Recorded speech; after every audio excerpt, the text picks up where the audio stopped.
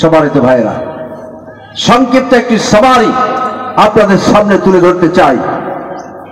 2006 সাল লগি বৈঠার তাণ্ডবে ঢাকা রাজধানীতে আমাদের একান্ত প্রিয় ভাইয়েরা 6 জন তারা জান দিয়েছিল।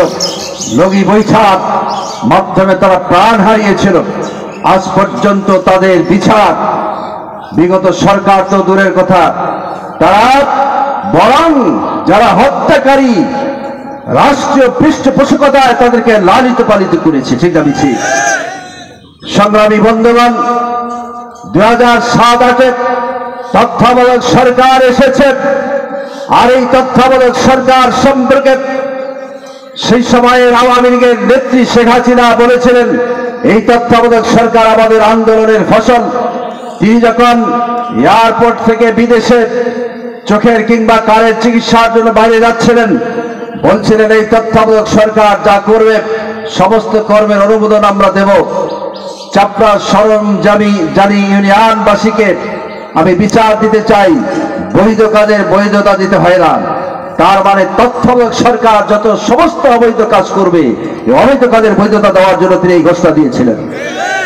সংগ্রামী বন্ধুগণ, এরপরে 2009 সালের জানুয়ারি মাসে শেখ হাসিনার সরকার মঈনুদ্দিন এবং ফখরুদ্দিনের হাত ধরে সরকারে আসে। মাত্র কয়েকদিনের ব্যবধানে ফেব্রুয়ারির 24-25 ফেব্রুয়ারিতে দরবার হল পিলখানা হত্যাকাণ্ড, বাংলাদেশের দেশপ্রেমিক সেনাবাহিনীর প্রায় 57 জন চৌকস সেনা কর্মকর্তাকে হত্যা করা হয়েছে। উদ্দেশ্য হল বাংলাদেশের দেশপ্রেমিক সেনাবাহিনী এই সকল চৌকস সেনা কর্মকর্তা যদি বেঁচে থাকে, আমি যে দুর্নীতি করে সন্ত্রাস করে আমি আমার ক্ষমতাকে কুক্ষিগত করতে চাই, প্রলম্বিত করতে চাই, 2041 সাল পর্যন্ত টিকে থাকতে চাই, এই সকল ডানপন্থী সেনা কর্মকর্তা যদি বেঁচে থাকে আমার উদ্দেশ্য সফল হতে পারবে না। সেজন্যই ষড়যন্ত্র করে আমাদের দেশের সেনাবাহিনীর এই 57 জন সেনা কর্মকর্তাকে হত্যা করা হয়েছে।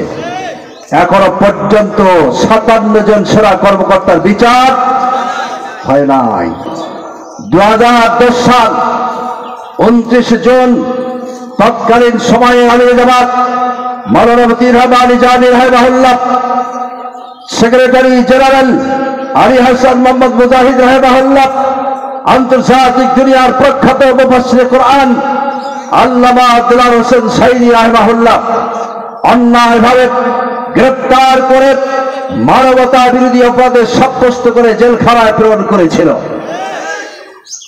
সংগ্রামী বন্ধুগণ, 2012 সাল 9 ডিসেম্বর জগন্নাথ বিশ্ববিদ্যালয়ের সামনে হিন্দু সম্প্রদায়ের একজন সন্তান, যিনি পেশায় ছিলেন দর্জি, একজন গরিব দুঃখী মানুষের সন্তান, তাকে যখন ধাওয়া করা হলো, রামদা হকিস্টিক গ্রিজ দিয়ে ধাওয়া করতে গিয়ে এক পর্যায়ে দোতলায় উঠে গেলেন।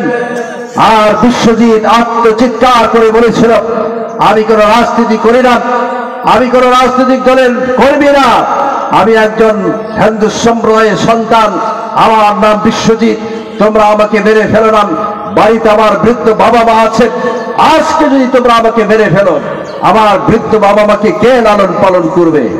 কিন্তু সেই দিন এই হায়নার দল এই বিশ্বজিতের কথা কোনোভাবেই কর্ণপাত করে নাই। হিন্দু সম্প্রদায়ের ভাইয়েরা থাকতে পারেন, আপনাদের বিবেকের কাছে জিজ্ঞাসা, কোন উদ্দেশ্যে বিশ্বজিৎকে সেদিন হত্যা করা হয়েছিল? বিশ্বজিৎ হত্যাকাণ্ডে ঘটাবার যে উদ্দেশ্য, সেটি হল এটি জামাত এবং শিবিরের উপরে দায়ভার চাপিয়ে ভারত সহ আন্তর্জাতিক দুনিয়ায় দেখানো হবে জামাত আর শিবির হল সন্ত্রাসী দল, সুতরাং তাদের বাংলাদেশে রাজনীতি করার অধিকার নাই। কিন্তু আল্লাহ তাআলার অসংখ্য মেহেরবানি, মিডিয়ার কারণে সেদিন এই জগন্নাথ বিশ্ববিদ্যালয়ের সামনে হত্যাকাণ্ড বিশ্বজিতের ধাবা চাপা দিয়ে কি আটকানো যায় নাই।